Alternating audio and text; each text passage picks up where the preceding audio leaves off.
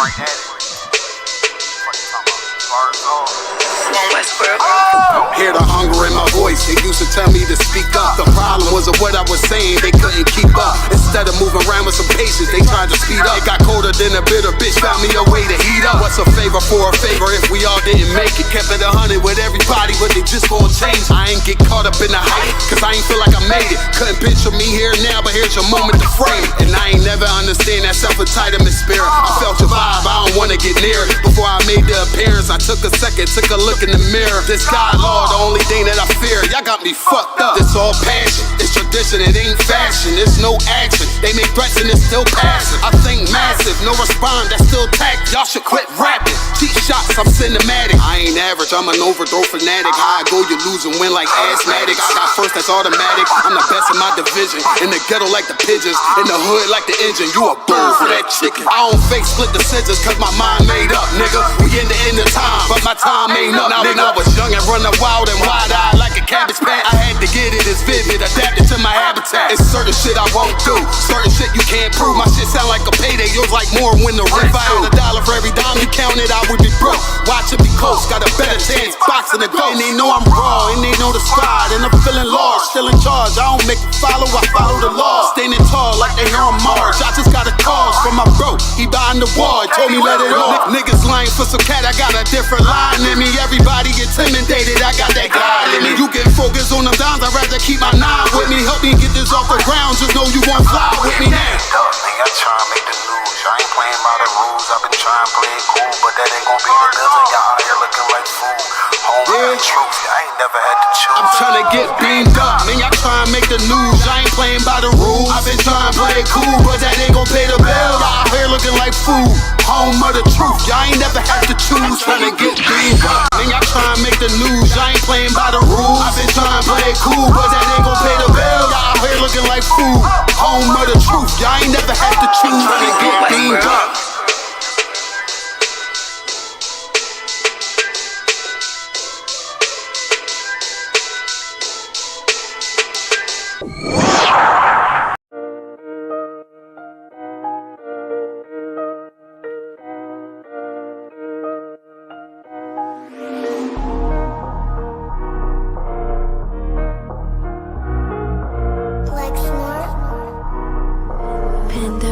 The beat. I don't know who, somebody need to hear this. Y'all don't speak Hebrew, that's Yiddish. How the fuck you try to label us anti-Semitic? We the Israelites, blacks, native Hispanics. The Germans getting locked up for the Holocaust. Meanwhile, black people still up in the Holocaust. 100 million of us died in the transatlantic. 6 million died, y'all want the world to never forget it. You can never be a Jew, you a Ashkenaz. This ain't a star dum-dum, a gun down or die. Yeah, Yeezy told the truth and got ostracized. Not one person in the Bible had on a yarmulke. We was slaves in America like we was in Egypt. Y'all don't even fit the curses in the Torah neither. Y'all was blind to the truth, I had to make it clear. How Jerusalem, your land, your people came from Europe. That was 1947, your menorah got 9 sticks, it's really only 7. Yeah, it's us against the world, Armageddon. This what happened when you inherit lies from your ancestors. Y'all the synagogue of Satan with them black hats. Your whole nation sitting ducks, Aflacs. Bunch of thieves and culture vultures, ain't nothing kosher. To tell the truth, you vagabonds don't have a culture. Macedonia, Alexander and Philip, you a convert, so tell me, how the fuck is you Israel? That don't make you the people just cause you litter. Why my people can't hate your people like y'all hate Hitler? All the prophets was black and was called nigga. Y'all don't even fit the description that's in the scriptures. Abraham, all the way down to Jacob, we the real Jews. Y'all don't study Christ, y'all follow the Talmud. Keep it real, yeah, let's keep it real. Cold hard truth, it give you chills. Say y'all Jewish cause y'all ain't really them. About to do them like Hammond, it's the Feast of Purim. UPK undefeated, this an easy win. We was born fighting, y'all the evil twin. Jacob took hold of his heel, then out came his little red bastard and they kosher deals. It's only 12 tribes, y'all trying to make it 13. Esau despised his birthright, the Lord cursed him. He ain't the devil, who is? I'm still searching. Ask your rabbi, why he get them babies herpes? I don't know what's worse, that or you claiming that you a Maccabee. I'm about to cancel, everybody try to cancel ye. I ain't afraid to speak, that's what I do. They riding to the core, I'm just judging them by their fruit. cause they ain't suffering curses. If I was carnal, I promise I'd punch you in person. I know this an uncomfortable subject. They making millions off our culture and black people suffering from it. Yeah, they don't believe in Christ, they the Antichrist. Make a living off of niggas, they a parasite. I ain't afraid to tell the truth, niggas terrified. I'm about to go DEFCON 4, I ain't satisfied. That is proof. That is absolute proof that they know we are the real Jews. That's absolute proof. Now you got the records. Go find me a white Jew on any archaeology in Egypt anywhere. You will never find a piece of archaeology with white people as slaves in Egypt. So don't tell me that they were slaves and it's their identity, and they know it. And I know the blasphemy of them which say they are Jews and are not. The Lord knows the blasphemy of you so-called white people that say you are Jews and you are not Jews. You are not the people of the law. You are not God's chosen people. God's chosen people are living in the ghettos of America. God's chosen people are in poverty and depression in the streets of America. God's chosen people are walking around in America with no identity. Yeah. Yeah, you know what it is. 140 for the rapper, busy man, shit, nigga. They take their head over, nigga. I pray what Eve did to Adam, I just pray my love don't lie to me. Swing the iron like Samson, I can't let no holder lie to me. I don't feel these rappers, all they lies is hypocrisy. Ain't no competition, ain't no rivalry. Niggas think I'm playing, I don't hear one word they saying, this shit light work. Think Muhammad one of us, he might lose his life first. Suckle up and stay alert, another cop just stretch the nigga. He a demon, this that exorcism, watch I bless the nigga. You took that oath in blood, then you know I'm gon' get active with you. From the opposition, I see vision, let me paint the picture. Rappers claim they spit, and I ain't listening, is in fact the If revenge was a woman, now I stroke that bitch like Jack the Ripper. War, we gon' run the summer, it's gon' be historical. Thought they making plays, made them niggas call the audible. Ask who run this shit, but that question is rhetorical. Bitch, I'm the one, me cookies with the oil. I'ma get them crackers, hell, should've never kidnapped my family. I can't do that, bet I be the last nigga standing. Do a life sentence for my niggas, pray you understand me. I might put a switch on this Glock and call it young baby. How you real triggering on them dots? You a bird feeder, claiming he a demon. What's a demon to a cold leader? When he said something, I ain't hear him. This shit light. It ain't on who got the gun, it's on who gon' up that pipe first. I turn a bad situation to a game change. Bring soldiers from the dead, just raised up the chain. Six shots, I'ma look like Aaron Jones when I run it. Never bite the hand and feed you, you'll never get that hand back. He bitchin' about 10%, I don't wanna hear none of that. He dropping sword, fuck him, just make sure you get that cover back. Look around, he ain't with us, probably cause he never was. Now my chin like you with the angels for your brothers. Everybody wanna be Richard Porter, God kill him like Alpo. Play if he want, it's laying in the trunk like Lee Malvo. I'm a certified woman's ass nigga, I am not a toy. Hey, out with that hollow side, yeah, this the rim accord. Feel like Gullah Jack when I'm in Fayetteville, you feel your boy. Still up on my brain, still I think that's all that I do. The way I get that boy lost, they gon' start to call him Elroy. Fuck his game, pop out on them demons like I'm Hellboy.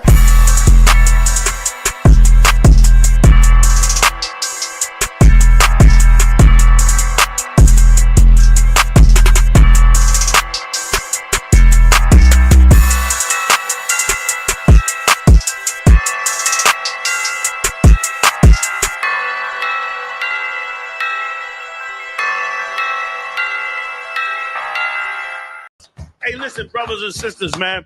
If you like what you hear, hit the subscribe button, man. Subscribe to this channel. And also, please, go to isupk.com and pay your tithe.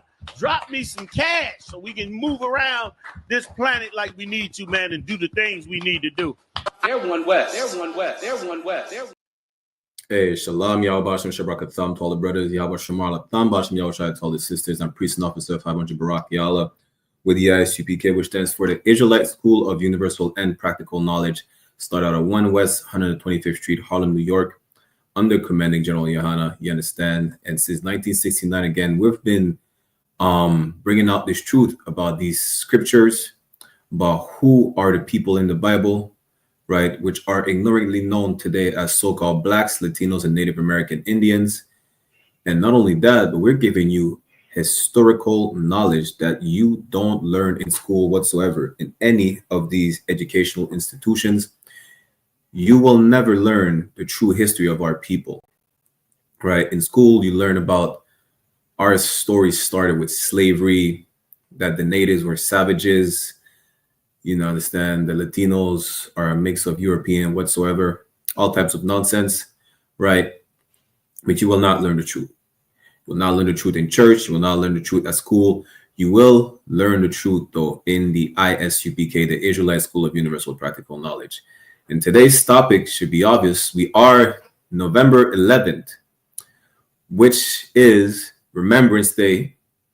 In some parts of the world, the U.S. call it Veterans Day. It used to be called the Day of Armistice, which we'll break down as well. We'll see what is this day about, who is remembered, and who are they teaching you to not remember? Or more like, who are they not teaching you to remember, right?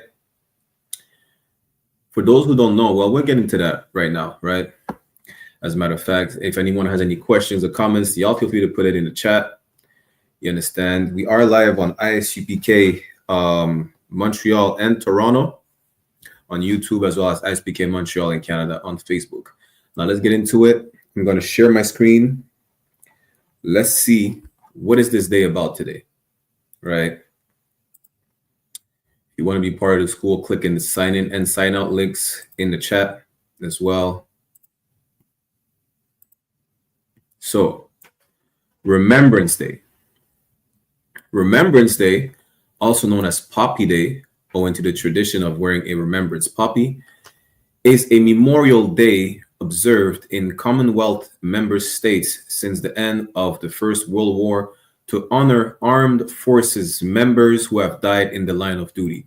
Basically, what it means is that they are remembering or honoring the fallen soldiers of World War I.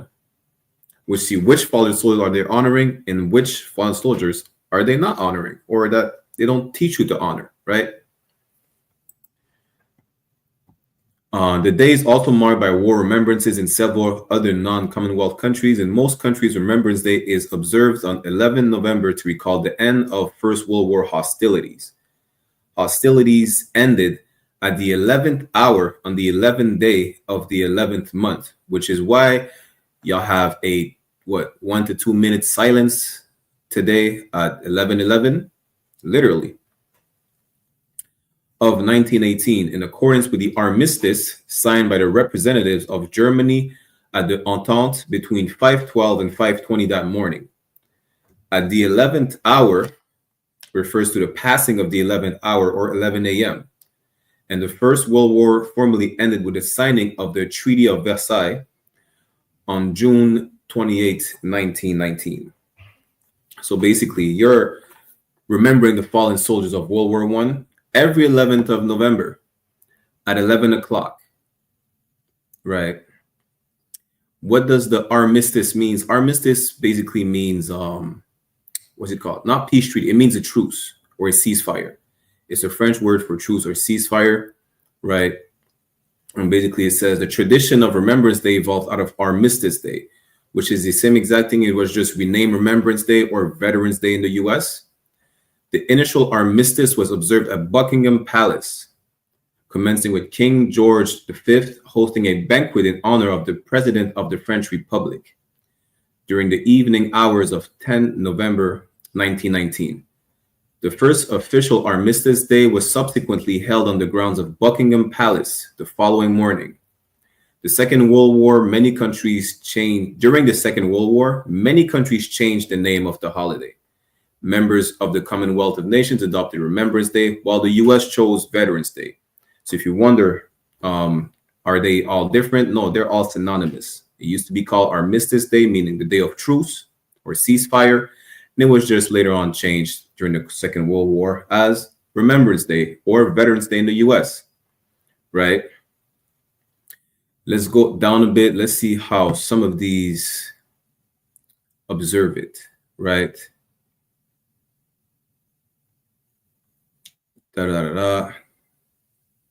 Also, shout out to everyone in the chat. Dwyer for tuning in. me one moment. Is it in this paragraph? Is this one, right? Because we're in Canada, so let's see how the Canadians view it as well. Several other days of remembrance for veterans were also created, including the National Aboriginal Veterans Day, inaugurated in 1994 to recognize the contribution of Aboriginal soldiers. When they say Aboriginal, they're talking about our Gadiite brothers and sisters who are so-called Native American Indians. And just to show you that they really don't give a damn about y'all, is that, mind you, when did they start observing this day to commemorate the soldiers, the fallen soldiers in World War I? In the early 1900s, like what, 1918? So-called Native American Indians were not remembered or commemorated until 1994. You understand? They don't give a damn about you. It's damn near like you were not even part of the history until 1994. Don't expect them to give you any reconnaissance at all. For what? Your oppressor, they can recognize their soldiers. They can recognize their people. Remember their people. You are not their people. You understand? But we got a basic understanding of what it is. What is Remembrance Day? Who they remember, right? Now, let's talk about who they don't remember. Let's talk about that. You understand? Let's talk about who is forgotten. Because you might think that Remembrance Day has nothing to do with Black people, right? Remembrance Day is irrelevant to us. The thing is that we were fighting in World War I. In every single war of our oppressor, we were fighting in the army. But they're not going to teach you that in school. Because I remember in high school, even right before, a year or two before I got into high school in the world, right? I got in trouble. Why? Because I did not keep quiet for that minute of silence. It's irrelevant to us. Like, no Black. Why would we remember like some devils? Who cares, right? The thing is that they don't teach you in school that you were also on the front lines. The matter of fact, you were the expendable soldiers, the soldiers they could replace at any time. You were put there so the enemy could waste its bullet on you while they fire while the enemy reloads, right? That's what they don't teach you in school. They don't teach you in school that all those trenches that kept the soldiers, not in firing range directly, were dug by you. You dug up those trenches. Good night. The army was segregated. You were not even allowed to even when you wanted to fight, you were not allowed to. I mean, not amongst your white counterparts. No. You understand? But they're not teaching you to remember those soldiers. They're teaching you to remember Jimmy's great-grandfather or grandfather, whatever generation it is that went to World War I and World War II. I remember this devil in school asking me, so what are we remembering? He said, oh, my grandfather was in World War II and my grandfather was in World War I, right? They honor their people. They know their history. They remember them. But they teach you to forget about yours. They teach you to forget about the slave trade. They don't even teach you to remember the people who fought the war alongside their grandfather.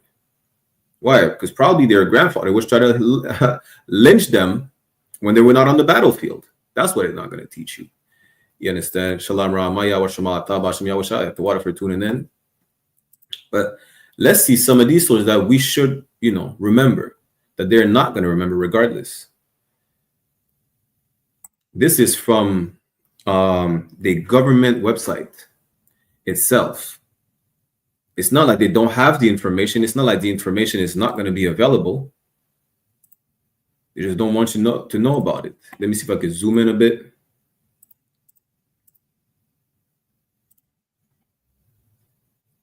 During World War I, right? So like 1 second. During World War I, when African-American National Guard soldiers of New York's 15th Infantry Regiment arrived in France in December 1917, they expected to conduct combat training and enter the trenches of the Western Front right away to fight the enemy. So you're expecting to give a helping hand to your oppressor. Even though you're just expendable and they could replace you at any time, right?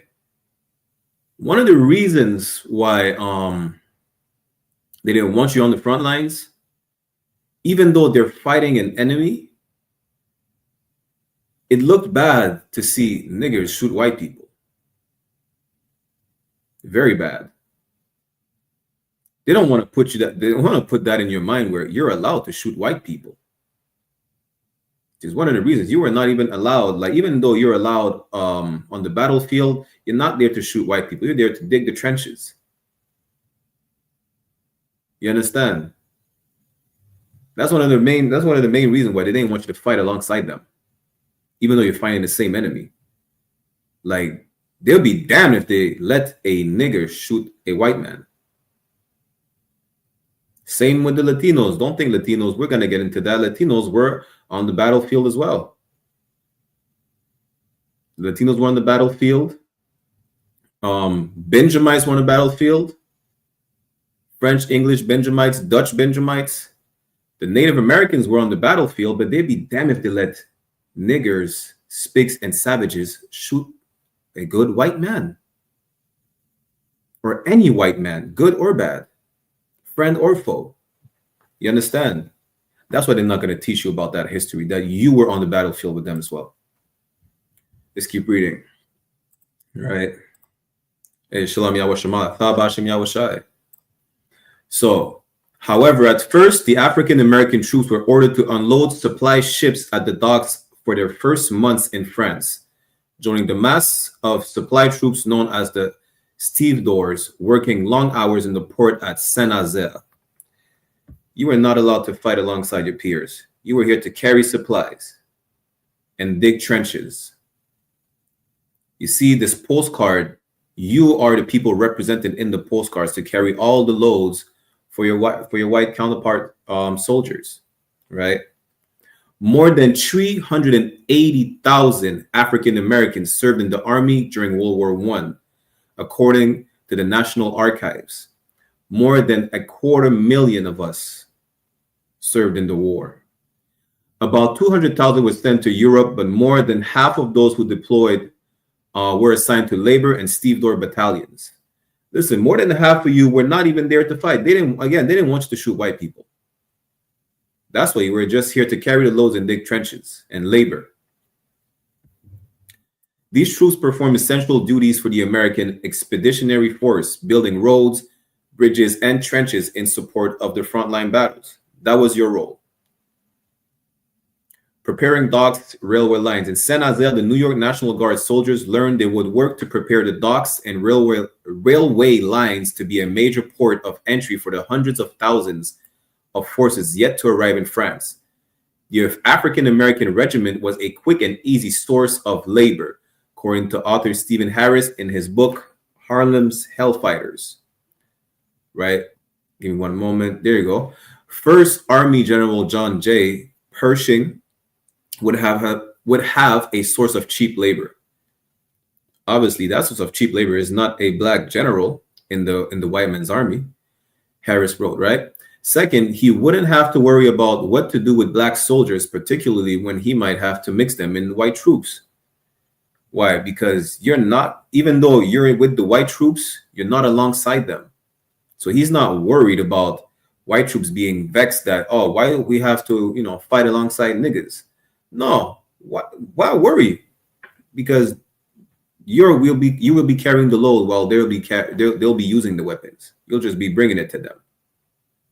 You understand?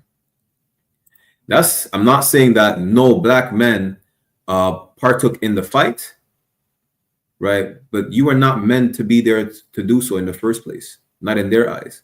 They might have used you, just like they're used as pawns on a chessboard to sacrifice the pawns. You understand? But even then, they didn't want you to fight alongside them.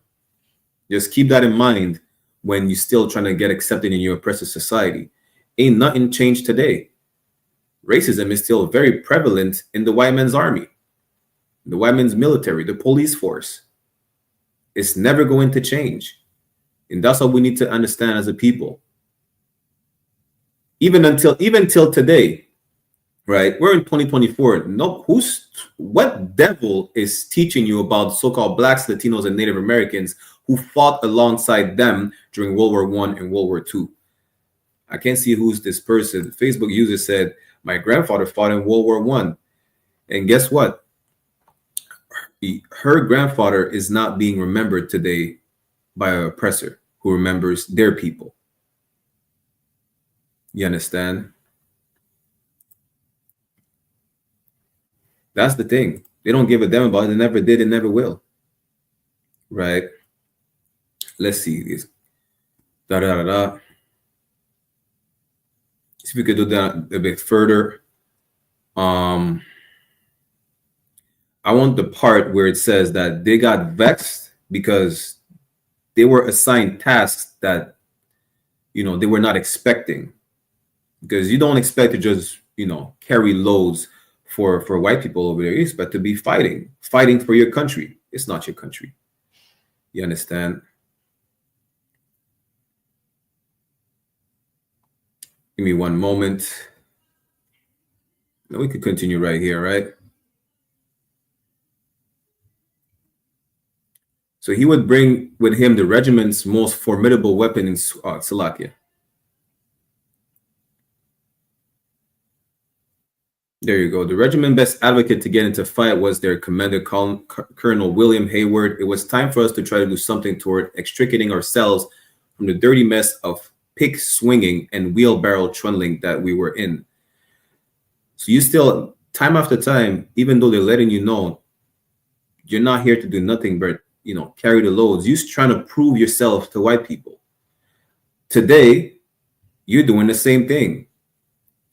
As you can see, it said, it's time to extricate ourselves, meaning to separate ourselves, right, from the dirty mess of pick swinging and wheelbarrow trundling. Let's stop carrying the loads.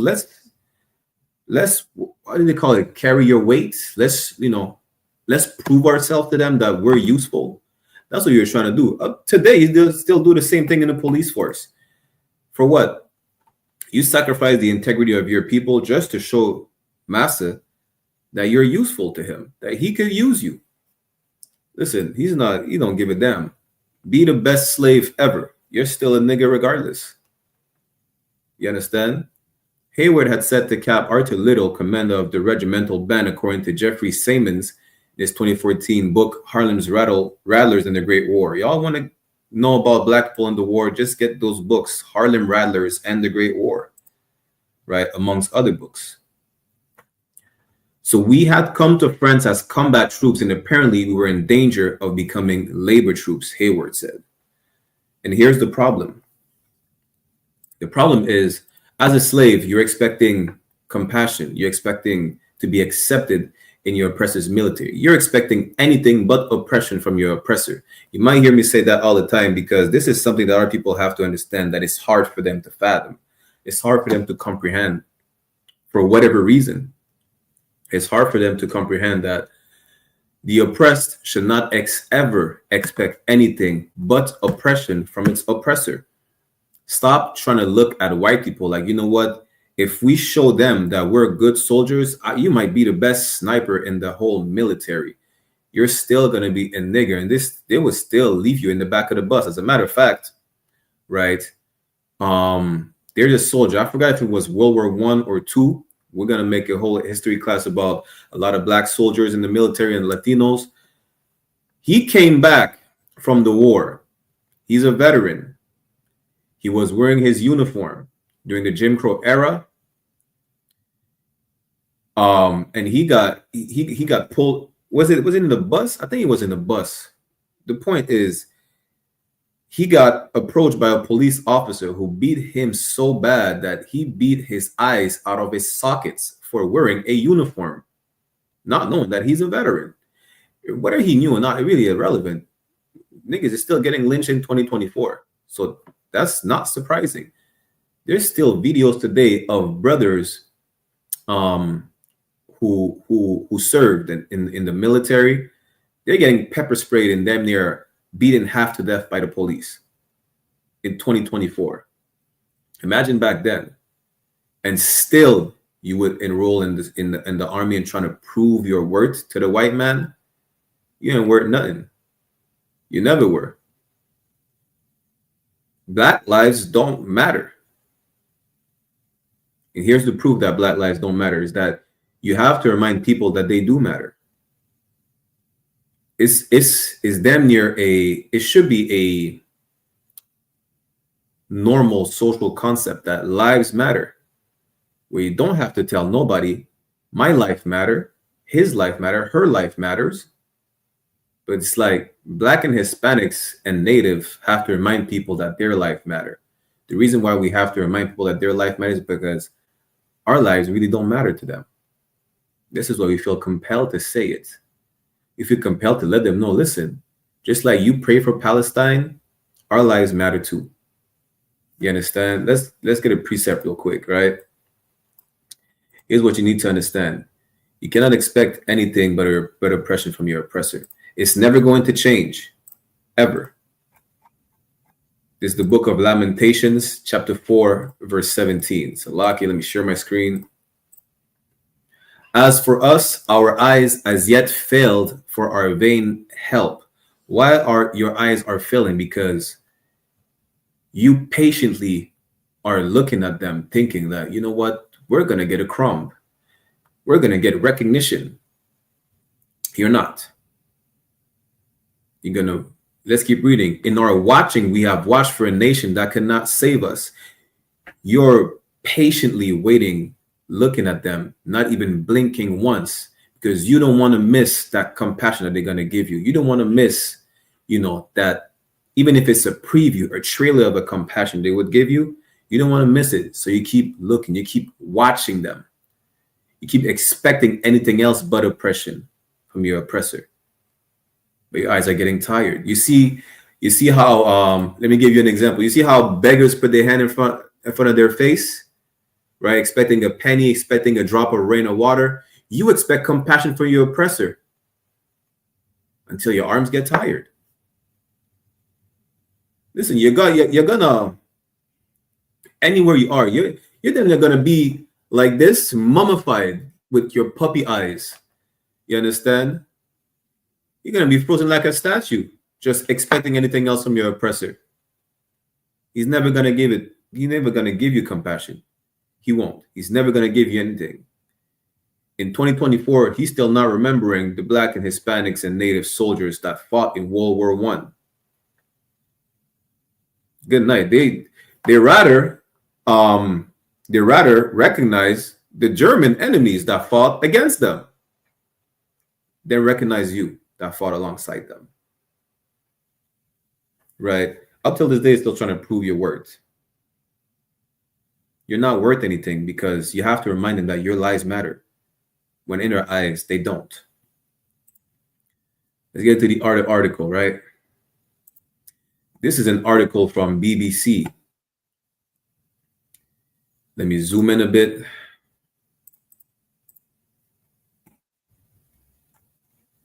It's talking about the Caribbean honors its overlooked World War I soldiers. How many of y'all did not know that Caribbean people fought in World War I? How many of y'all didn't know that? How many of y'all only thought, for those who knew about Black people fighting in the war, how many of y'all did not know that, yes, Caribbean people were some of the Black people that fought in the World War I? They're not teaching you that ever. Why recognize the slave? Why? He's a slave. Even though they signed the Constitution, you were never a man. Why recognize who did not deem to be a human being? You understand? Ask ex-servicemen in Antigua and Barbuda about their country's contribution to World War I efforts, and the response will be delivered with ample pride and a touch of pique. The Remembrance Sunday at 11, because some countries do have Remembrance Day the day before, right? As they do every year, they will join their counterparts around the world and gather at the nation's cenotaph to commemorate their fallen but overlooked heroes. They are overlooked because they never mattered. Even in Barbados, and see, throughout the Caribbean islands, French, Dutch, British, Benjamites, we were on the front line as well. But nobody even gave a damn about us. We ain't no different than our Judite brothers. We're the same people. We go through the exact same thing. We're still persecuted today, even though we fight in all the wars of our oppressors. We never mattered. We still don't matter. And we never will matter. You understand? Precisely a century since the Great War ended, the stories of the Europeans who fought for freedom are well documented. Why are they well documented and not the stories of the so-called Negroes or Latinos or natives? They don't care about you. They never did and they never will. Far less is known about the 16,000 men and women from the Caribbean who voluntarily enlisted. These nameless men and women of color have been airbrushed for history. Meaning what? Meaning you've been not included, swept under the rug. You know, they don't exist. Salakia. We have no definite number for how many people from Antigua and Barbuda joined the war efforts. And we're only talking about Antigua and Barbuda. We're not even mentioning Jamaica as of yet. Jamaica, St. Vincent, St. Martin, you know, Trinidad, all the Caribbean islands.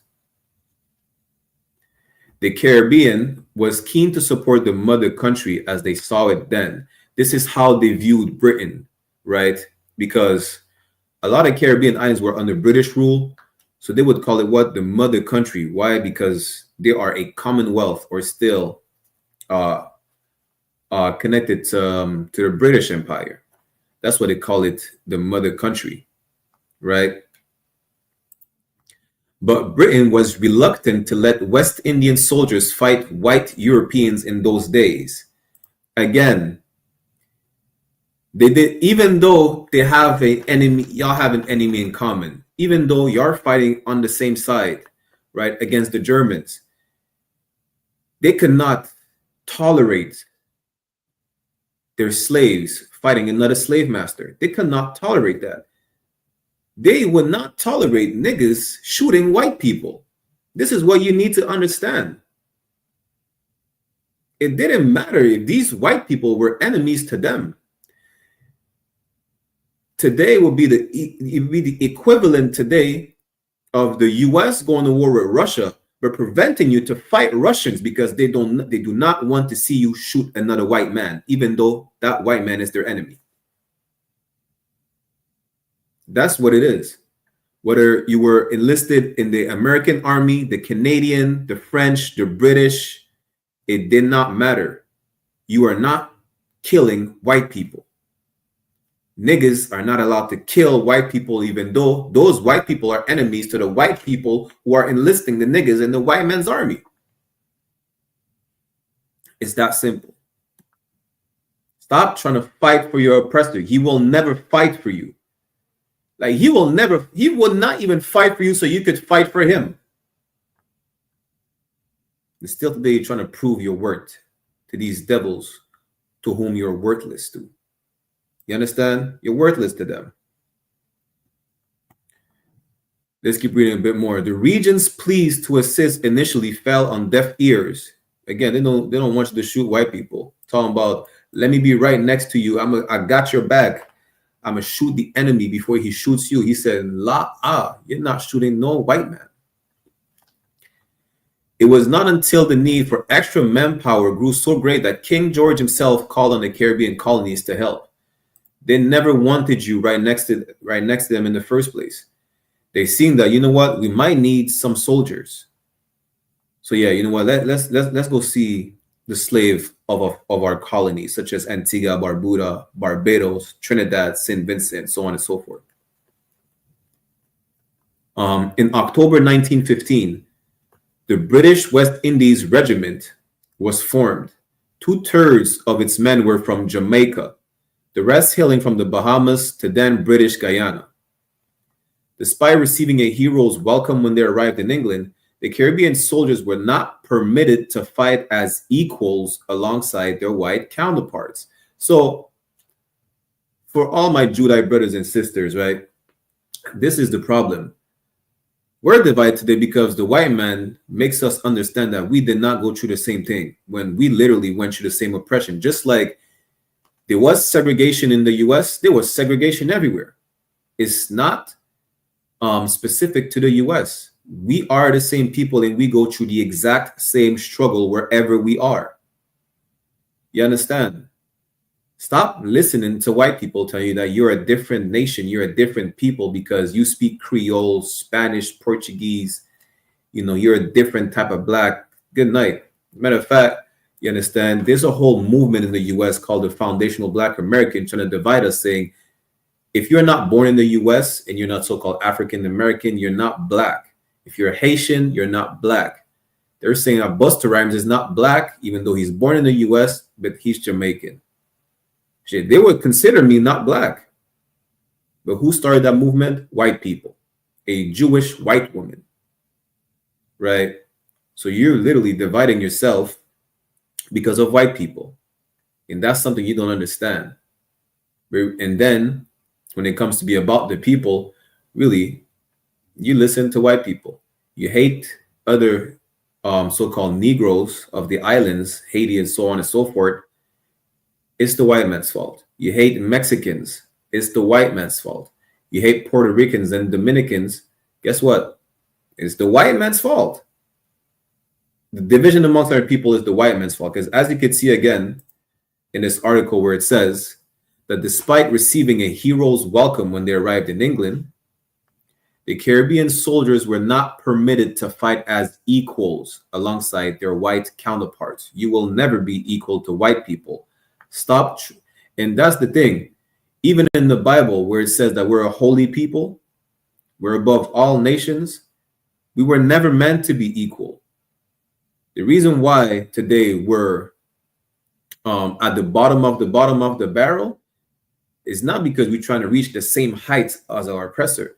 We literally lower ourselves to their level. That's how we got to sin.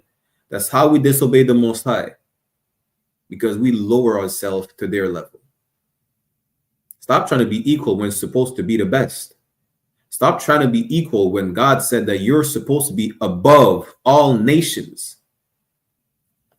The reason why you want to be equal to everybody is because you're a slave today. You're a slave and you think there's nothing greater than Caucasian. There's nothing greater than the British Empire, the French Empire, the Spaniards. The reason why they're greater than you and that they were able to overcome you is because you disobeyed the Most High. That's it.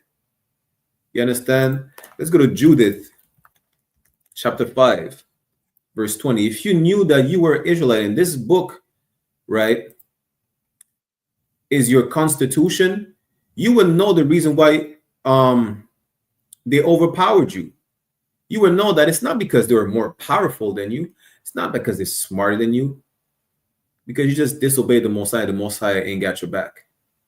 That's it. And these nations know. That's why they keep you subservient and they want to make sure you don't follow the Most High. So they could keep oppressing you the way they're doing it today. You understand? We go to Judith chapter 5, verse 20. Now, therefore, my Lord and Governor, if there be any error against this people and they sin against their God, let us consider that this shall be their ruin, and let us go up and we shall overcome them. That's it. That's how they got to be more powerful than you, because the Most High ain't got your back. It's that simple. And here's the crazy part. You will reject the Bible saying it's the white man's book, but you will not reject the white man's army. You will not reject everything the white man has to offer in the society. You will still try to join his society, but reject the Bible because it's a quote unquote white man's book when it's not. That's insane. It shows the level of destruction. You understand? It shows how bad we're destroyed. Because you reject the Bible, say, yeah, it's a white man's book. You're not gonna reject the white man's guns, the white man's drugs, the white man's woman. So why reject the Bible when if you think it's a white man's book when really it's not? At the end of the day, it's your book, your constitution, and your historical record. Shalom, in. Right, but let's get back into it. Most soldiers served for lower pay in labor corps, transporting ammunition, digging trenches, building roads and railway lines. The exact same thing our Judite brothers were doing. We did as well. You know, don't think you go through different things, through different struggle, right? The same amount of racism the Judites experience is the same experience in the Caribbeans, throughout Central South America, in Europe, in Canada. Good night. Like I said, I made a video. Canada is as racist as the US. They just don't have a Confederate flag to wave. That's it. You understand? The back-breaking work was often carried out within range of German artillery and snipers, resulting in several deaths. Remember what I said earlier, that you're the expendable soldiers, you're replaceable. You know, you could put as much as they want of you on the front lines. Guess what? They did. The Germans were sniping your ass. The Germans, listen, they did not give a damn. Like, we know we know they're within range of Germans' artillery and snipers. It don't matter. They're still gonna dig the trenches. Why? Because those trenches will keep the white man safe. That's it. Let's keep reading a bit more. It was dangerous in other ways too. A common task was extinguishing fires in burning, sometimes already exploding ammunition dumps. Meaning what? Those ammunition dumps and boxes, while they were burning, there's a risk of the ammunition to explode. If you know about ammunition, whether it's because of the gunpowder and everything, right? One spark, listen, good night. You understand? I don't even see how I have to explain this, but you had to extinguish those fires. And then a lot of times, those ammunition boxes or dumps were exploding. And guess who was the casualty? Not the white man, the expendable soldier. The Caribbean soldiers were later praised for their high morale and cheerful demeanor in the face of exhausting toil.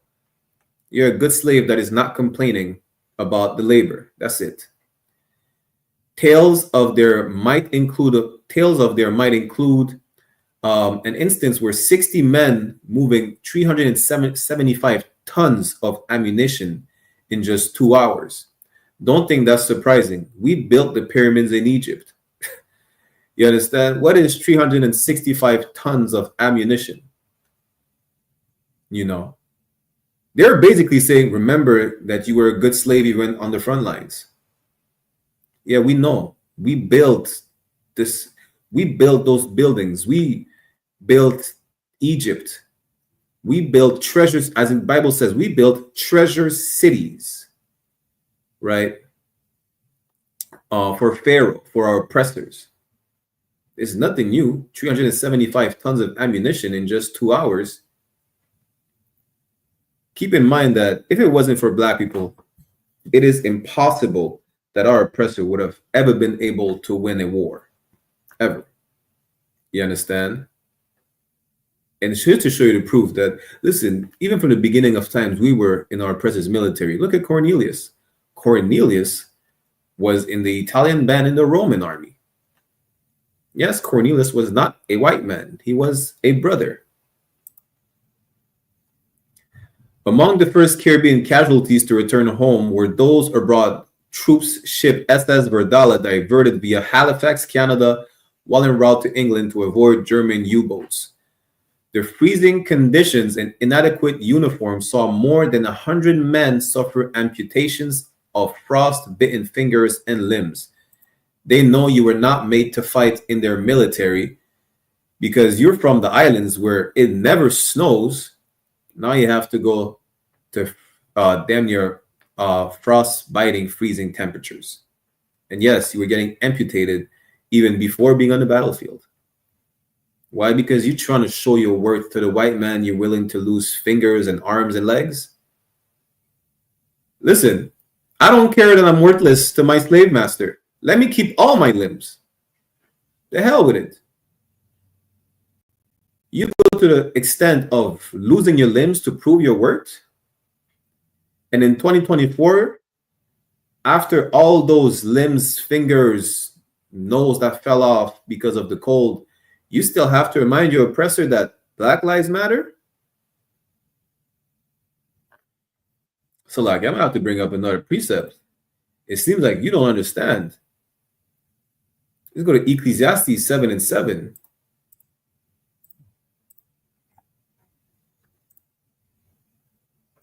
Where it says, surely oppression maketh a wise man mad. You're supposed to be a wise nation. But today, even though they let you know time after time that they don't care about you, you ain't worth nothing. You still trying to prove that you are worth something, that your life matter? After losing all those limbs during World War I, even before being on the battlefield? Yeah, you're so oppressed that you can't think straight. And the reason why you can't think straight is because that's a curse that fell upon us by disobeying the Most High. All right, let's go to Deuteronomy 28 and 28. We'll get back to the article. Deuteronomy chapter 28, verse 28 says what? The Lord shall smite thee with madness and blindness and astonishment of heart. You still can't believe today that you have to remind people that your life matters.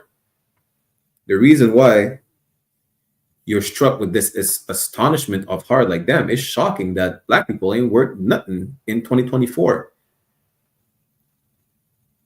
Because you better believe in your oppressor than believe in the Lord. That's it. The Lord said, trust in the Lord with all thine heart, and you trust in Pharaoh. You trust in the devil the Bible speaks of, and then you're shocked that you don't mean shit to that devil. Salakia. You understand? Salakia. This is a comment in the chat real quick. Chad say, how do I get to Canada? I would just want to be in Canada. As far as racism being the same in Canada and the US, I can't agree with you there. Listen, no sweat. Don't agree with me. You want to come to Canada and experience the racism in Canada? Feel free to do so. You understand? Feel free to prove me that Canada is not as racist as the US. Go ahead. No sweat. How you get to Canada? Just like anyone else who wants to immigrate, you just fill up your application. That's it. You go on the Canadian website, the Canadian government website, fill up an application, get your permanent residency card, get your citizenship, move over here, pack up with your family, and feel free to experience the not so bad racism of Canada. All right? That's what you do. Let me get one more precept, right? Then we get back into the article. If it's not that bad, no sweat. Let it not be that bad. Let's go to Isaiah chapter 1, verse 5. Just to show you the amount of madness that is plaguing our people. Isaiah 1 and 5. Why should ye be stricken any more? Ye will revolt more and more. The whole head is sick. Listen, you're sick in the head thinking that your oppressor will understand that you matter to him, that you are worth something. You're sick in the head thinking that as a prey, your life matters to the predator, where you could live side by side. As a prey, do you think, see like that, you're an antelope trying to tell the lion, let's team up against the cheetahs. Let's team up against the hyenas, and maybe they will spare me. That's literally Blacks, Hispanics, and Native American Indians. Guess what? The lion rather kill you first before ever seeing you fight with him against the cheetahs. That's exactly what happened during World War I. They'd rather you not be on the battlefield killing white people. You understand? That's literally what happened. Right? Salakia. And the whole heart is faint. Go to verse 6. From the sole of the foot even unto the head, there is no soundness in it. You are not making any goddamn sense, thinking you will be accepted in the white man's society, yet still have to remind them Black lives matter. Indigenous lives matter. Latino lives matter. If they did, you will not lose your life at their hand in any type of way. There will not be police brutality, and you will not be the victim on the news all the time. If your life really mattered, you would not even have to say that your life mattered. Nobody says white lives matter, because to people, white lives matter. Nobody says Palestinian lives matter. They know it's a basic moral concept that life matters. Yours doesn't. It's not that nobody comprehends that yours does, it's that yours doesn't. Every nation knows that their people's lives matter. Do you see the Palestinian telling the Israelis Palestinian lives matter and vice versa? No. You will never see that. Do you see the mouse telling the cat the mouse life matter? No. No prey is telling their predator that their lives matter. Not one of them. Except Blacks, Latinos, and Native American Indians. You understand? We're the only people, the only prey trying to fight for our predators' compassion, for our predators' understanding. We won't ever get it. Let's go to the next article, right? Let me see if I need to zoom in a bit. Give me 1 second. Chad said, if you ever hear of a black man hanging from a tree in Canada, then let me know. No sweat. You come over here if you want to experience the racism in Canada, see if it's not as bad as the US. That's it. That's all I gotta tell you. Lord be with you. That's it. You know, if it's not that bad, then come over.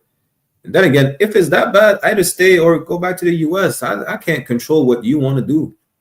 You know, the point is, if you believe Canada is not as racist as the US, feel free to move up here. You understand? Niggas get shot by the police over here too. It's not exclusive to the US.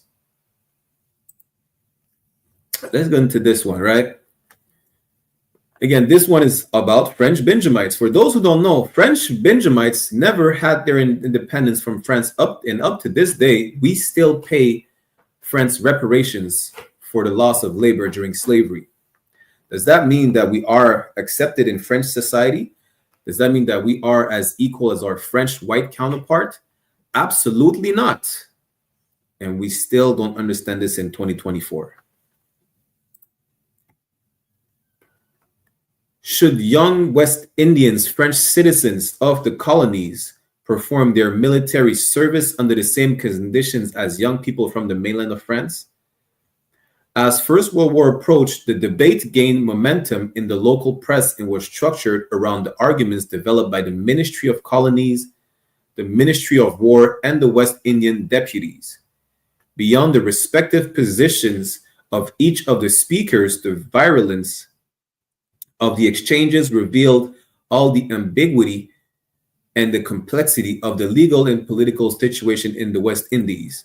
Now, if we're French citizens, why would we have to fight for a place in the French military?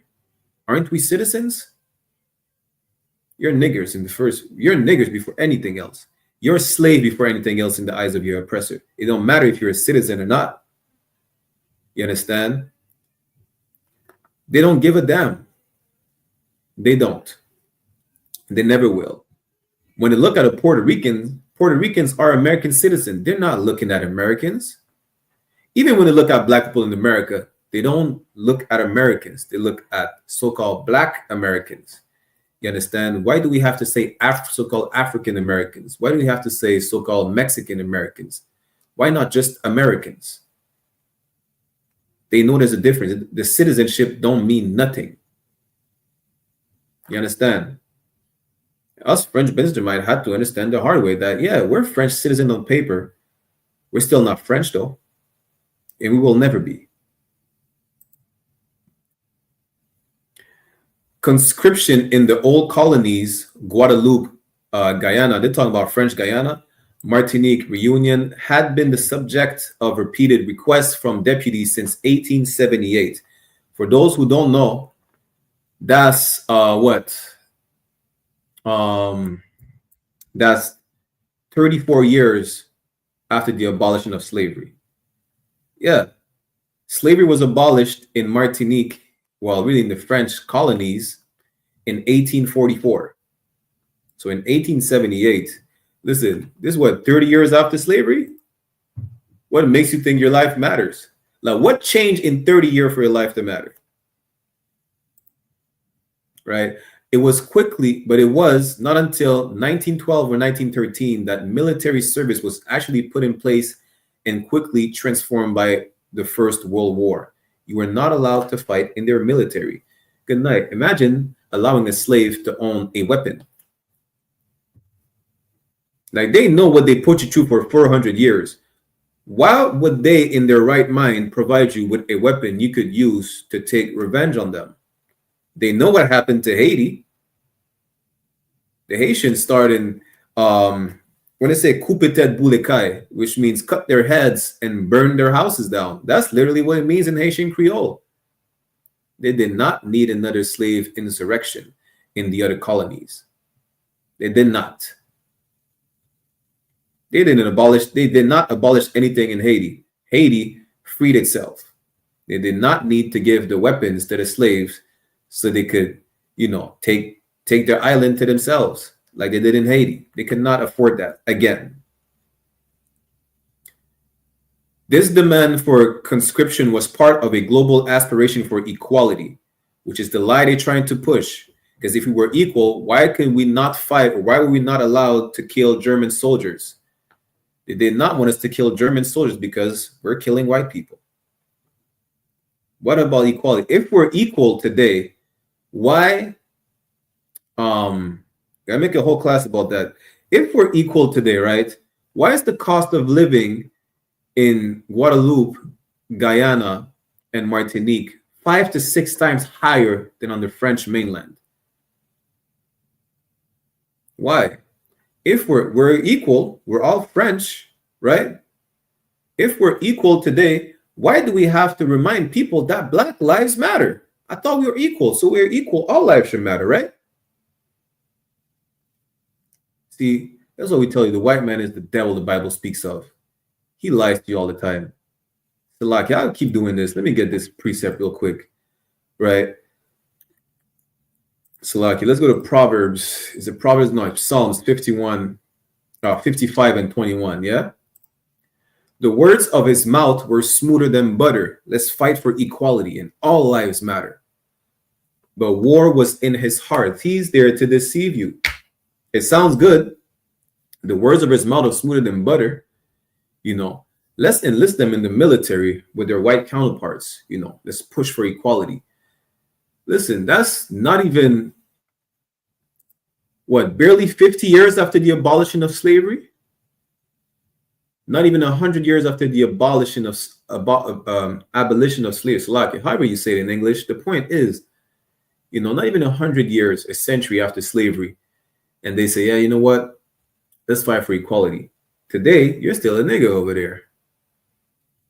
They treat the French Caribbean like I think the English word for this, a tax paradise, right? That's how they treat it over there. They do whatever the hell they want. There's no regulations for devils over there. Not one. But it sounds good. It sounds good. Everything sounds good to a slave. Everything. The words of his mouth were smoother than butter. Everything will sound good to a slave, not knowing that our oppressor spirit is to destroy us regardless. But war was in his heart. His word were softer than oil. It sounds good. It feels good to the ear. Let's fight for equality. yet they were drawn swords. Listen, if we fight for equality, why did they poison the islands of Martinique and Guadeloupe with a carcinogenic pesticide called chlordécone until 1993?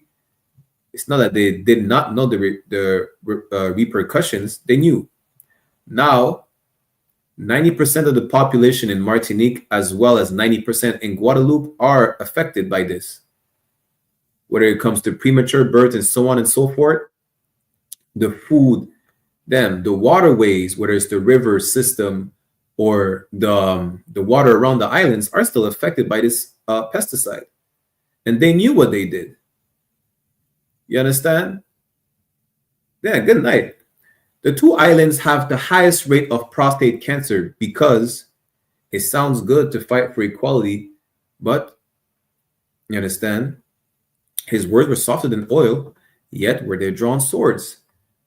Listen, it don't matter what they say. Their agenda is to exterminate you. They want to talk about a ethnical genocide in Palestine. We've been suffering throughout the Americas and the Caribbean islands from an ethnical genocide. What are you talking about?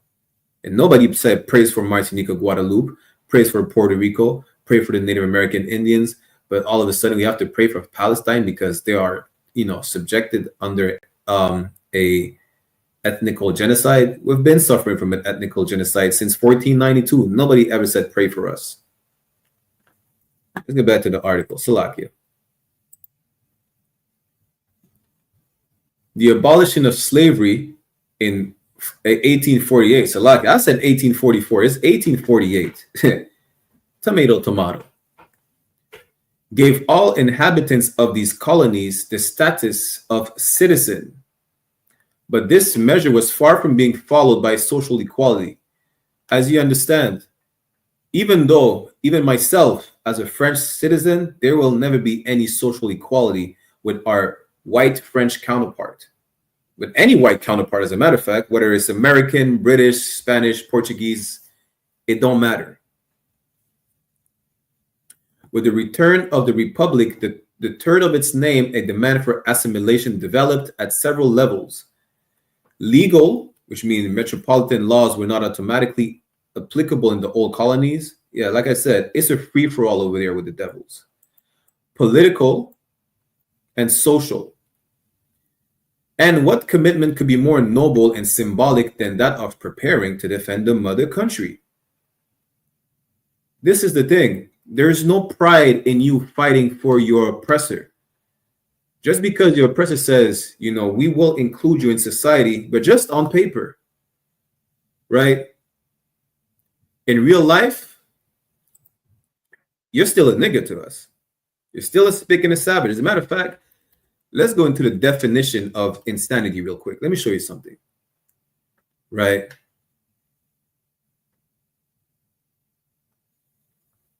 Give me 1 second. I want the concept of it. That's what I want. I'm going to give you the concept of insanity so you understand that our people are insane. There you go. Let me share this. The concept of insanity. There you go.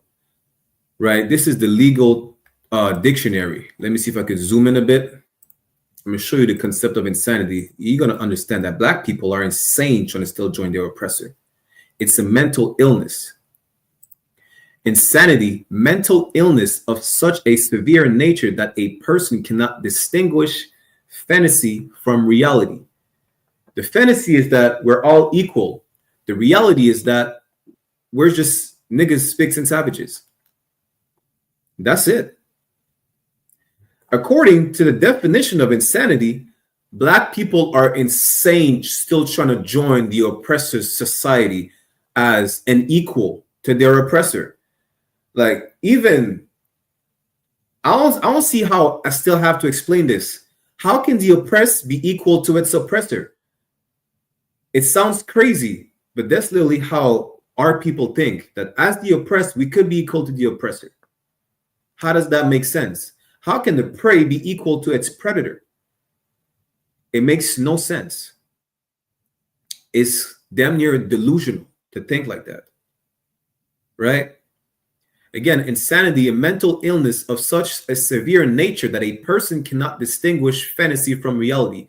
This is Black, Latinos, and Native American Indians. Cannot conduct his or her or his affairs due to psychosis. We can't function in normal life because we're still trying to integrate our oppressive society as equal. Why? Due to psychosis. Or is subject to uncontrollable impulsive behavior. Again, oppression make a wise man mad. Today, the island of Martinique is literally burning down because we're so oppressed. We don't know how to conduct ourselves. We don't know how to respond to this level of oppression. This is why the islands are burning down right now. Insanity is distinguished from low intelligence or mental deficiency due to age or injury. Listen, you're not stupid. You're not dumb. You're just oppressed. It's distinguished from low intelligence. It's not that you're stupid. It's just a crazy concept to think that you will ever be equal to a people that is oppressing you, ever. Even as the oppressed, you should want to rise up and free yourself from oppression, but you want to be on the same level as the people oppressing you. That's insane, literally. Again, what we just read in the article about the French Benjamites, what commitment could be more noble and symbolic than that of preparing to defend mother country? Mother who? Mother to who? You understand? And these people who defend the so-called quote-unquote mother country, guess what? They're not being remembered today. Not even talked about. As a matter of fact, how many of y'all today just learned that Benjamites were fighting as well in World War I? A lot of you didn't even know there were actually black people in there. I didn't even get to the part where, I'm going to get to the part real quick for time's sake, that our Latino brothers and sisters expected to be accepted in American society after fighting, just to be told, nah, you don't mean nothing. I mean, thank you for your service, but you ain't mean shit. So like you. You understand? Let's see if we could go on a bit further. Right. There you go. But the military service was constantly pushed back. It was the subject of press campaigns, petitions, and actions by representatives of the Antilles to the chamber and the various ministry concerned. They didn't want you to fight. It's honorable. Even as a citizen, listen, we don't want niggers right next to us killing other white people. That's crazy. A topography of exchanges was established. Letters from deputies and senators to the Minister of Colonies, who forwarded them to the Minister of War, returns leaving a number of notes, opinions from advisory committees, and especially projects. The question of Creole recruitment particularly mobilized the energy of the Antilles representatives, who made it a personal affair when the opportunity arose, a victory. Listen, you will fight so hard to fight right next to your oppressor when he's going to turn his back and say, you know what? You were not even part of the fight. That's what he's going to say. He's going to, the part that you played in the history of the fight, especially when it comes to a victory, yeah, it's swept under the rug. It never existed. Guess what? If it came to a loss, guess who would be blamed? Blacks, Latinos, and Native American Indians. You understand? It's that simple, right? Let's see if we have more on this article, right? We're running short on time. We might just jump to our Latino brothers and sisters. Yeah, let's jump to the next article, right? Because you need to understand that we went through the exact same thing. What are so-called Blacks, Latinos, and Native American Indians. We went through the exact same thing. We still do today. And today, when they remember their fallen soldiers, they remember their people. Not the people that they did not even want on the battlefield with them. Not the people who held them who dug the trenches for them so that they could, prevent being shot from German artillery or snipers. They're not going to remember the people who brought them all the ammunition they needed to reload their gun and kill the Germans. They're never going to remember those people. Why? Because black lives don't matter. Because brown lives don't matter. Because indigenous lives don't matter. That's why. This is from the encyclopedia website. Listen, all this knowledge is not even hidden knowledge, really. They just don't want you to, they're just not going to put it in any curriculum. They're not going to put it in the history books. That our people fought the wars of their oppressors. Latinos, World War I and World War II, as far back as the Revolution, Latinos in the United States have made important contributions to the American military and war efforts. However, it was not until the 20th century that the Latino community played significant roles in the military. World War I marked the beginning of assimilation of many Latinos, and World War II saw an increasing number of Latinos in the military. The world wars, the two world wars also influenced the Latino home front as Latino moved into new occupations and dealt with wartime discrimination. And here's one thing you're going to see with Latinos. Unlike their Negro brothers, a lot of Latinos, and you're going to see also why there's not so much information or harder to find, information is hard to find about Latinos in the military. Because when it came to the census, they checked the box that says that they identified as white, even though they're not. You understand? But not because you identify as something is that this is what you are. They still face discrimination because white people know that Latinos are not white. They know. Not because you have a Spaniard name, it says Cortez, that it means that you are a Spaniard. Black people have the name Washington. They're not going to be treated as white people. They don't give a damn. You're still going to face the same amount of discrimination and racism as your Negro and Native counterpart. Because we're one people. We're literally the same people who go through the same thing. And you still are not recognized like your Negro brothers because brown lives don't matter to white people. Latinos in World War I, although a lack of records make it difficult to precisely measure the role of Latinos in the U.S. military during World War I, documentation demonstrates their important, though largely unrecognized, contribution to the war effort. Many Latinos from states such as Texas and New Mexico served during World War I. Why largely unrecognized? They don't give a damn. And just like they didn't want niggas to shoot white people, they didn't want Mexicans to shoot white people either. Because the United States was largely unprepared for war, the military had to induct and train soldiers quickly. Many of the new recruits spoke little or no English, including some Latinos. At first, these men were sent to development battalions at military training camps where they were given little attention. They did not need to train SPICs at all. Just like they didn't give a damn about, they did not want to give weapons to niggas. They did not want to train the SPICs how to kill. They knew, it's not like they don't know their history. They know they enslaved Mexican brothers as well. They know they lynched them. Why would they give the weapons to the people they oppress? They always feared a slave insurrection. So why give them the tools to actually act on what they fear? Sometimes ridiculed by English-speaking soldiers, many Latinos and other ethnic minorities wanted to leave the military. In response, the military developed the Camp Gordon Plan, in which soldiers were separated into language groups with officers who spoke the language of the soldiers. You were segregated. That's really what it is.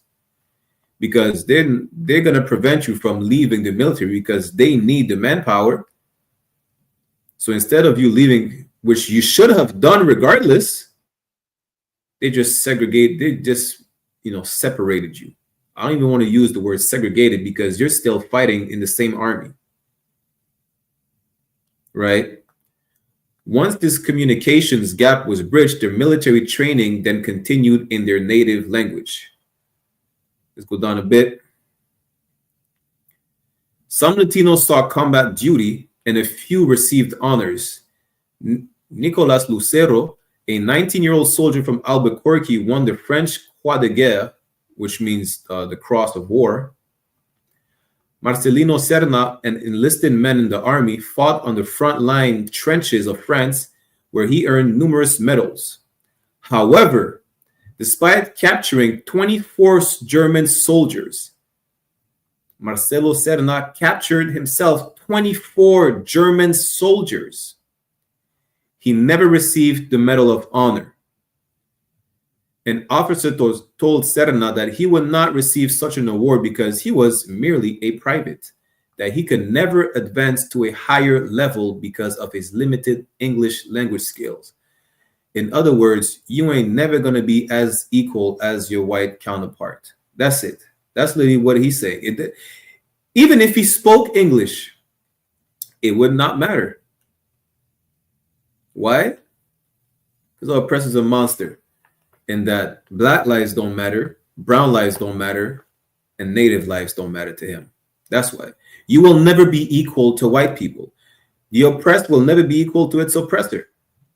Whether it's the early 1900s to 2024, where you still have to tell him that your life matters. It doesn't matter if you yell it every single morning for 24 hours, your life will still not matter. Get that in your head. You understand? The fact that you still can't understand the reality of it proves that you suffer from insanity. You cannot distinguish fantasy from reality. You cannot distinguish what's an illusion from what's real. The illusion is that you are part of this society and every life matters. Guess what? Trump said that it doesn't matter if the families are born in the U.S. He's deporting the Latinos. He can't deport you. He will. He said, listen, they don't care. They said they're not splitting families apart. They're deporting the whole family, even those who have American citizenship. And this is literally what we read as the concept of insanity. You cannot understand the difference between a fantasy, which is you being equal to your white counterpart because you're an American, you're Canadian, you're British, you're French, and the reality of it, that you're still a slave. And you don't matter to nobody but the Most High God of the Bible. You don't matter to any nation. Your life surely don't matter. The proof is that you still have to tell him that it does. You understand? Matter of fact, so let me zoom in a bit for y'all. At the same time, for many Latinos in Texas and other states, World War I represented their first experience with assimilation into mainstream U.S. society. Again, you will never be part of U.S. society. You will never be a Canadian. You will never be French, Spanish, or Portuguese. You will never be assimilated into your oppressive society as an equal. You will never be. It doesn't matter if you kill all the enemies you fight in all his wars. The brother Marcelino Serna had to be reminded that he can never advance to a higher level and be as equal to his white counterparts because apparently he doesn't speak good English. Really, it's because niggas, spics, and savages can never be as equal as white people. That's it. You understand? Let me see. Give me one moment. Let's go to the next article for time's sake, right? For time's sake, we go to the next article. We'll see about our Gadite brothers who fought with us as well for the oppressor in World War I. Nobody talks about that. And it's not even news that nobody gives a damn about the natives. They still didn't get their land back. As a matter of fact, they're not even asking for the land back anymore. They just want clean water. They're not getting it. The Prime Minister of Canada said, yeah, he's going to give the natives clean water if he's elected Prime Minister. That was 9 years ago. And listen, I spoke to a Gadite sister, right? There's a form they could fill to get quote unquote compensation. If you read that form, not only they have a deadline to submit the form, the compensation is about $100 some. And if they already had the compensation once, they cannot ask for it more compensation, even if they still get affected by the dirty water after receiving such compensation. Your oppressor is a goddamn monster, and you still trying to join him. You still trying to be as equal as he is. Listen, the Most High will give you clean water, not the devil the Bible speaks of. You understand? Trust in the Lord with all thine heart. Don't put your trust in Egypt. Don't trust your oppressor. Because what he does, listen, everything sounds good to a slave, right? Beggars can't be choosers, and everything sounds good to a beggar. I'll give you clean water if I'm elected Prime Minister of Canada. 9 years later, you're still begging for clean water. You won't get it from your oppressor. You're not going to get anything but oppression from your oppressor. Let that sink in. Let's share this last article. Let me just zoom in a bit, and I'm going to share it to the screen. Right. Native American sailors in World War I. Let's see. Let me see if I can zoom in a bit more.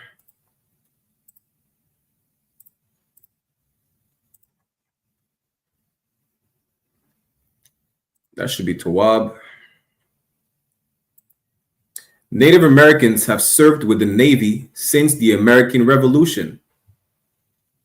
Nobody talks about that, right? With the Continental Navy, they served as river pilots and as scouts. During the American Civil War, some enlisted in the ranks of the Union Navy. What defined their participation in World War I was their high enlistment rate for the size of their population.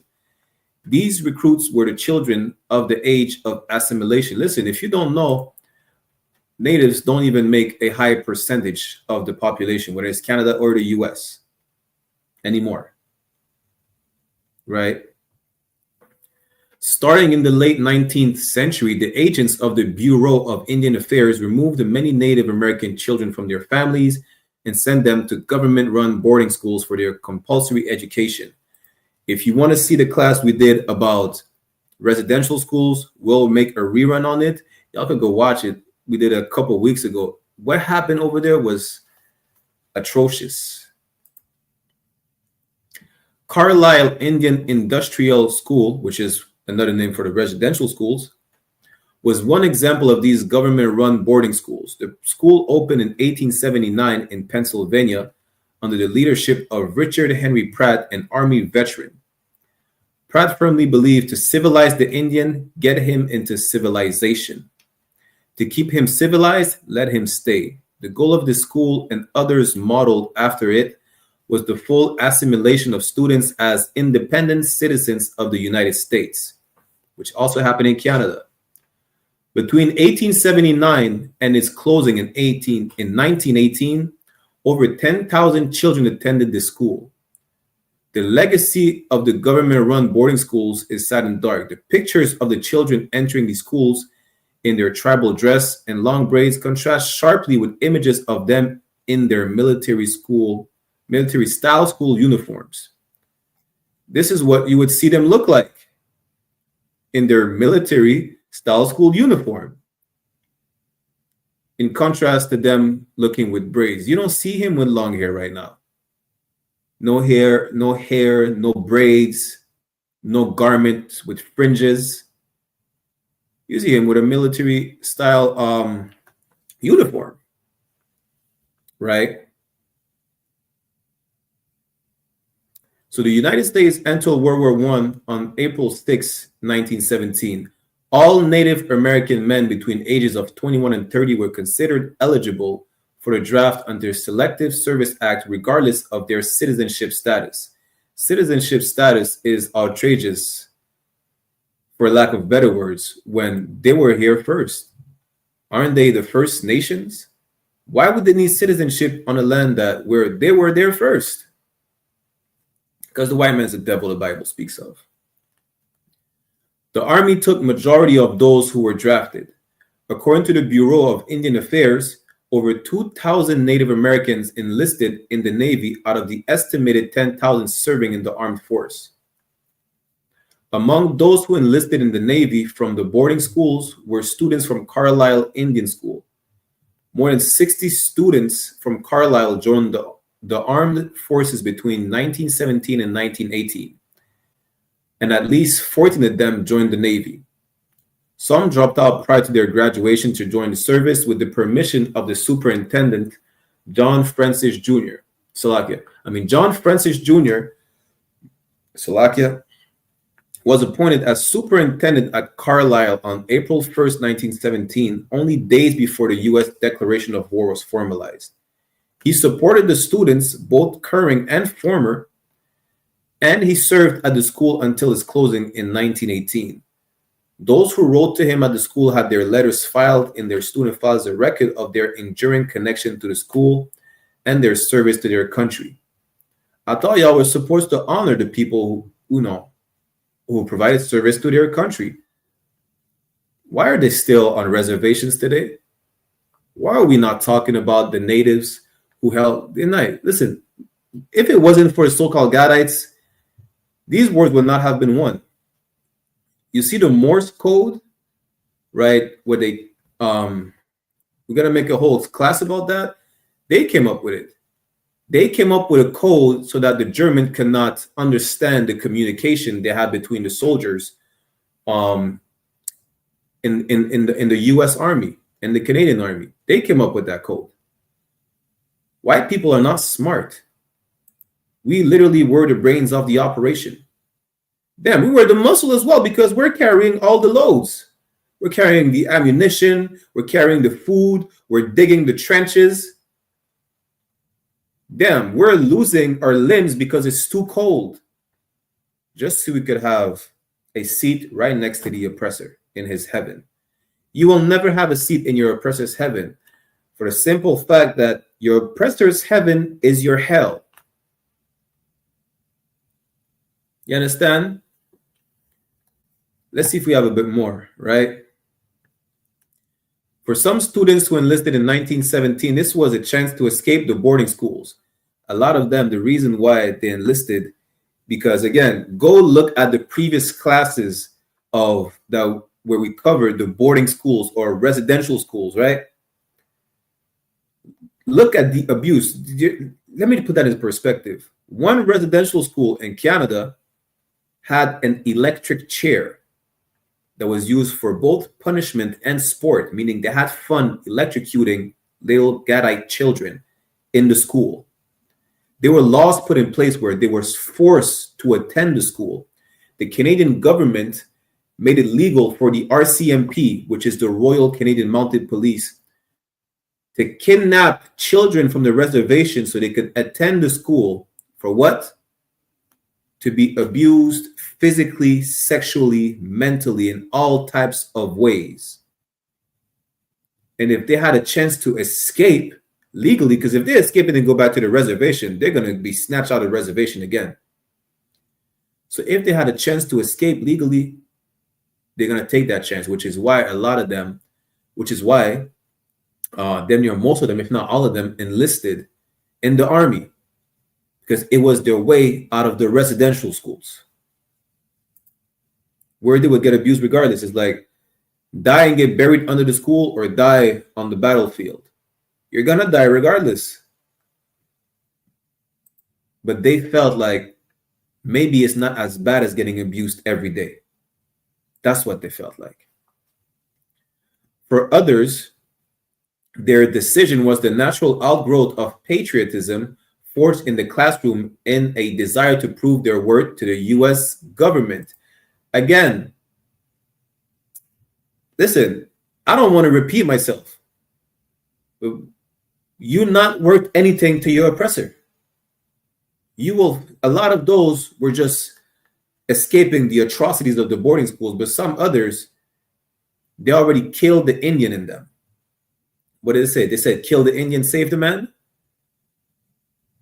Assimilation or integration is really assimilation, when you forgive everything about your culture and now you believe you're an American citizen.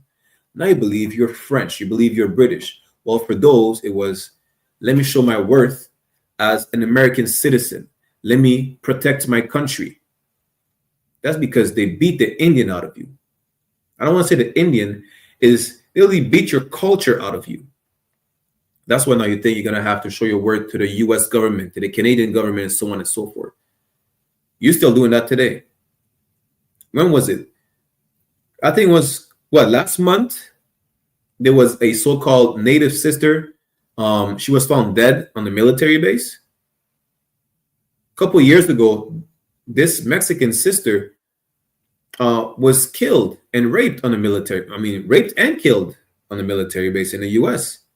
This still happens today. You are not worth anything. You're not fighting for your country. Your oppressor don't give a damn about you, and he never will. Stop trying to show your worth to a people who you have to remind that your life matter. They don't have to remind you that their life matter. You fight for them because in your eyes, their lives matter to you. And you want your life to matter to them as much as their lives matter to them. It's never going to happen. And in 2024, it's sad that we still have to remind our people that it is never going to happen. We will never be on the same level as our oppressors. Let's keep reading a bit more, right? William Leon Wolfe, a student at Carlisle, was among those who joined the Navy in 1917. He later wrote, "The Indian is not a slacker, and I didn't mean to be one." According to one reporter, most of the boarding schools were almost emptied by enlistments when war was declared. Again, nobody wanted to keep being abused in these residential schools. And for those who willingly enlisted to prove their worth, they already forgot about being a native. For them, they're American citizens. Guess what? Coming back from war, you're not, on the same level as white people living in the cities or being able to build the American dream. You're back to the reservation. In my city today, natives live under bridges and they smoke crack. You understand? This is what you get from fighting for your oppressor. Nothing. You're not getting anything but more oppression from your oppressor. Don't expect anything else.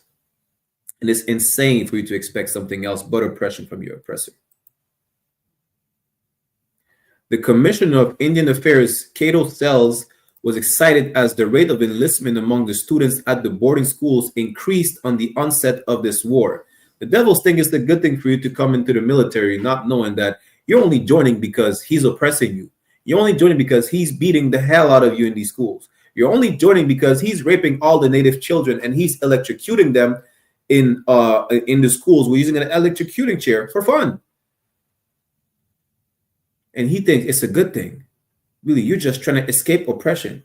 You're choosing, it's like voting. You're choosing the death that is not as bad as the other death. You're choosing the lesser evil.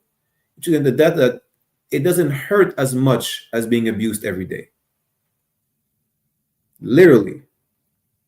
For him, it's a good thing. Why? Because he doesn't give a damn about you. He doesn't care that you're being abused every day. He doesn't care that you're trying to escape the residential schools. Guess what? If you get to come back, you're back to being oppressed on American soil, on Canadian soil.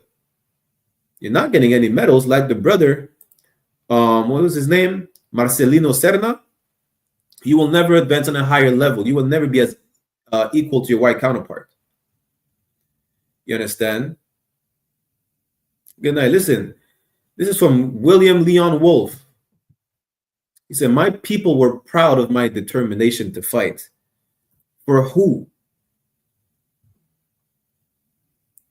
For Justin Trudeau, Prime Minister of Canada, to tell your people in reservation that He will provide them clean drinking water, and 9 years later, he's still not providing one drop of clean drinking water? Fight for what? For your country? What country? The United States of America? Listen, for the United States of America to be built and to be called your country that you say you fight for, they had to slaughter your people. They had to kill them with smallpox. They had to rape all the women. They had to, listen, commit all types of atrocities to Blacks, Latinos, and Native American Indians in order for these countries to be built, which we built for them, in order for their military to be put up. In order for you to join the U.S. military, a genocide had to be committed on your people. We're going to end it there, right? The point is, the people we just read about today are not being remembered. A lot of y'all did not even know about the Latino brother who was told he will never be as equal to his white counterparts. Y'all did not know that natives had to flee the boarding schools, and the only way to flee the boarding schools legally was to enlist in the army. You understand? You will not know, you would not have known today that even though we're still French citizens, French Benjamite had to fight their way and prove their worth to France during the World War I, during World War II. Up to this day, we still have to prove that our lives do matter. Do not oppress us more on the islands. Why is the cost of living 5 to 6 times higher in the French colonies of Martinique, Guadeloupe, and French Guyana than in mainland France? Because your oppressor is the devil the Bible speaks of. And that for him, Black lives, brown lives, and indigenous people's lives don't matter. You understand? And with that, we're going to end the class right here. To what up for everybody who tuned in, right? Next week we'll have the class, same class, but in French. You understand? Then we're going to touch on, if you have any specific topic when it comes to history that you want us to bring out when it comes to our people, you can message I.S.U.P.K Toronto, I.S.P.K Montreal, isupkcanada@gmail.com or isupkmontreal@gmail.com. You understand? And we'll touch on it, right? Just remember that our oppressor is the devil the Bible speaks of, and that you should never try to show your word to a people that never cared, they still don't, and they never will up to this day, right? So let's get security announcements. Let's clap it up.